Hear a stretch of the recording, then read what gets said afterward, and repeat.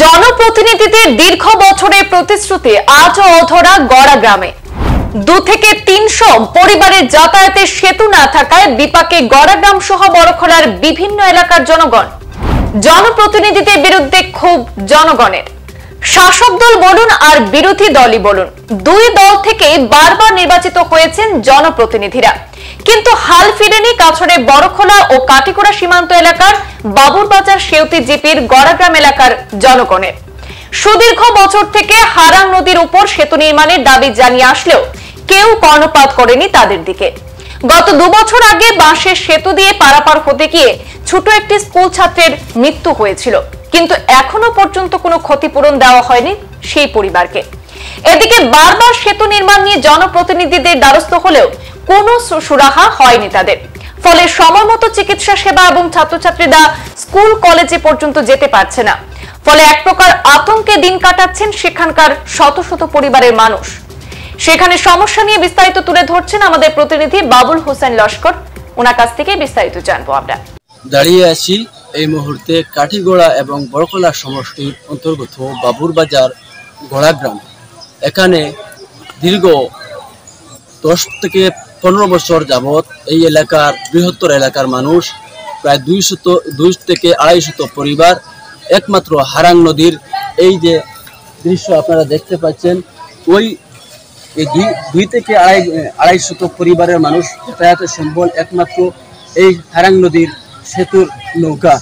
এখানে স্থানীয় জনগণ তাদের পকেটের টাকা খরচ করে যদিও একটু সেতু নির্মাণ করেছিলেন, কিন্তু বর্ষার জলে সেই সেতু তছনছ করে দিয়েছে। ফলে স্কুল কলেজের ছাত্রছাত্রীরা বিপাকে পড়েছেন, সময় মতো স্কুলে যেতে পারছেন না। অসুস্থ রোগী, বিধবা মহিলা, গর্ভবতী মহিলাদেরকে নিয়ে সময় মতো চিকিৎসালয়ে যাওয়া সম্ভব হচ্ছে না। এখানে স্থানীয় জনগণ বারবার যদিও বড়খলার বিধায়ক মিসবাউল ইসলাম লস্কর এবং কাটিগড়ার বিধায়ক খলিল উদ্দিন মজুমদারের হস্তক্ষেপ কামনা করেছেন, কিন্তু এখনো পর্যন্ত কোনো প্রতিশ্রুতি দেন নাই।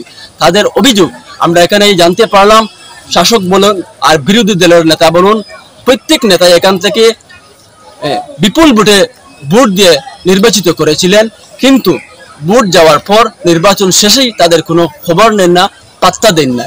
কিন্তু এত সব দুর্গতি দেখার পরও জনপ্রতিনিধিরা নিশ্চুপ হয়ে আছেন। ফলে আজকে তাদের খুব এখানে এসে জানতে পারলাম যে এখানে দীর্ঘ 2 থেকে 250 পরিবার মানুষ বসবাস করার সত্ত্বেও কোনো জনপ্রতিনিধি তাদের দিকে সুনজর দেননি। সরকার যদিও উন্নয়নের ক্ষেত্রে কারিগরি অর্থ ব্যবহার করছে, কিন্তু বাস্তবে উল্টো চিত্র দেখা গেছে কাছাড়ের বড়খলা সমষ্টির এবং কাটিগড়া সমষ্টির সীমান্ত এলাকা বাবুরবাজার গড়ের ভিতরে এলাকার। এখন প্রশ্ন হচ্ছে, নির্বাচন এলেই শুধুমাত্র প্রতিশ্রুতি আর উন্নয়নের স্লোগান যারা দিয়ে থাকেন, ভোট ব্যাংক হিসাবে যাদেরকে ব্যবহার করে থাকেন এখানকার স্থানীয় জনগণকে, কিন্তু নির্বাচন শেষেই তাদেরকে কোনো পাত্তা দেন না।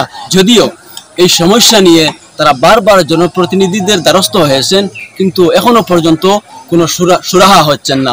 উল্লেখযোগ্য বিষয় হচ্ছে যে গত 1 বছর পূর্বে এখানে এই সাঁকু দিয়ে পারাপার হওয়ার সময় স্কুলের একজন ছাত্র, ছোট একটা শিশু এই সাঁকু থেকে পড়ে মৃত্যুবরণ করেছে, কিন্তু আজ পর্যন্ত সেই এত বড় ভয়ঙ্কর দুর্ঘটনা সংঘটিত হওয়ার পরও এখনো পর্যন্ত পরিবারদের কোনো সরকারি সহায়তা প্রদান করা হয়নি। এই বারবার যদিও এখানকার জনগণ উভয় সম্প্রদায়ের মানুষ এখান থেকে প্রতি শনিবার এখানে স্থানীয় বাজার রয়েছে বাবুরবাজার, এইভাবে বৃদ্ধ বয়স ছোট শিশু নিয়ে যাতায়াত করতে থাকেন, কিন্তু এত সব দুর্গতি দেখার পরও জনপ্রতিনিধিরা নিশ্চুপ হয়ে আছেন। ফলে আজকে তাদের খুব এখানে এসে জানতে পারলাম যে এখানে দীর্ঘ 2 থেকে 250 পরিবার মানুষ বসবাস করার সত্ত্বেও কোনো জনপ্রতিনিধি তাদের দিকে সুনজর দেননি।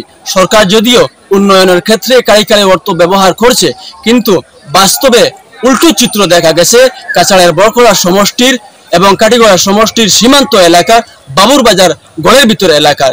এখন প্রশ্ন হচ্ছে, নির্বাচন এলেই শুধুমাত্র প্রতিশ্রুতি আর উন্নয়নের স্লোগান যারা দিয়ে থাকেন, ভোট ব্যাংক হিসাবে যাদেরকে ব্যবহার করে থাকেন এখানকার স্থানীয় জনগণকে, কিন্তু নির্বাচন শেষেই তাদেরকে কোনো পাত্তা দেন না।